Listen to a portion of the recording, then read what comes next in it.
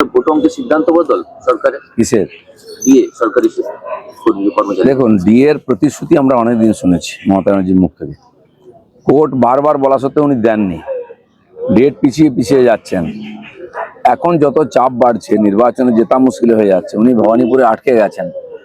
বাকি সরকারি কর্মচারী থেকে school teacher, SSC pass out সবাই যেভাবে বিরোধিতা শুরু করেছেন, আর বাংলার মানুষ চাইছে পরিবর্তন। এখন অনেক কিছুই ঘটবে। এখন ঠেলায় বিড়াল গাছে উঠতে আরম্ভ করেছে। উনি প্রতিশ্রুতি দিচ্ছেন, প্রতিশ্রুতি নয়, উনি আগে দিয়ে দিন, তারপরে সরকার থাকবে কিনা ওনার ঠিক নেই, কে দেবে?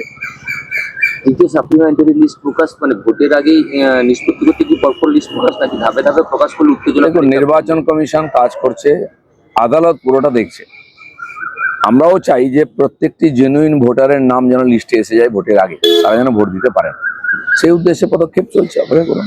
ভোটমুখী বাংলায় চার্জশিট সংঘাত, যখন অমিত শাহ চার্জশিট প্রকাশ করেছেন, তারপরে তৃণমূল বলছে তারাও 15 পাতার একটি চার্জশিট দেবে, বাংলাদেশের উন্নয়নে ব্যর্থ শাহ। তিনি সমস্যা মানে চার্জশিট সংঘাত। চার্জশিট খেয়ে এখন হুঁশ ফিরে গেছে টিএমসি। পরে যে 50 পাতার চার্জশিটও করে কেউ শুনবে না, কারণ লোক চোখের সামনে দেখছে কি অত্যাচার অনাচার ওরা করেছে, 15 বছর লুট করেছে, খুন করেছে। তার জবাব ওদেরকে লোকের সামনে দিতে হবে।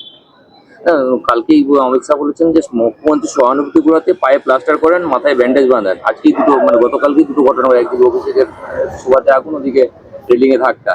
মানে কোথাও কি এগুলো কি দুর্ঘটনা না কি বলবেন? না, কিছু তো দেখুন, এখন গ্রহ কুপিত হয়ে গেছে টিএমসির উপরে। যা ঘটনাগুলো ঘটছে এটা তো কেউ ঘটাচ্ছে না। এই যে আরজিকর ঘটেছে, অন্যান্য, এগুলো আটকাতেও পারবেন না ওনারা। এখনো খুন ধর্ষণ চলছে, এগুলো আটকাতে পারবেন না, ওনাদের হাতে কিছুই নাই। এখন ওই ড্রামা করে এই করে লোককে বোকা বানাবার চেষ্টা করছেন। পুরো ইতিহাস আছে 15 বছরে কিভাবে হিন্দুরা অত্যাচারিত হয়েছে। মুর্শিদাবাদ পালিয়েছে মালদাতে রাত্রেবেলা নৌকো করে গঙ্গা পার হয়ে। তার আগে সিএ যখন হলো তখন কিভাবে আগুন জ্বলেছে সারা বাংলা জুড়ে। তারপরে ওয়াকফ বিল পাস হওয়ার পরে কিভাবে আগুন জ্বলেছে, অত্যাচার হয়েছে, হিন্দুদের বাড়িঘর মন্দির পোড়ানো হয়েছে, আমাদের পার্টি অফিস ভাঙা হয়েছে, সব দেখেছে লোকেরা। সুরক্ষা বলে, শাসন বলে কিছু নেই পশ্চিমবাংলায়। পুরো বর্ডার খুলে রাখা হয়েছে, ইচ্ছা করে অসহযোগিতা করা হচ্ছে যাতে বাংলাদেশিরা এসে এখানে ভোট দিতে পারে। এ সমস্ত কিছু লোকেরা দেখেছে 15 বছর, তার জবাব দেয়। মুর্শিদাবাদের সাপ্লিমেন্টারি লিস্ট প্রকাশের পর থেকে উত্তেজনা, মানে আবার কি কোথাও মুর্শিদাবাদ, মালদা, নদিয়ার বর্ডার এলাকায় সবচেয়ে বেশি ভোটার বাদ গেছে। উত্তেজনা হবেই, কারণ ওরা ভেবেছিল ওই নাম দিয়ে সব জিতে নেবো, সেটা আর সম্ভব না।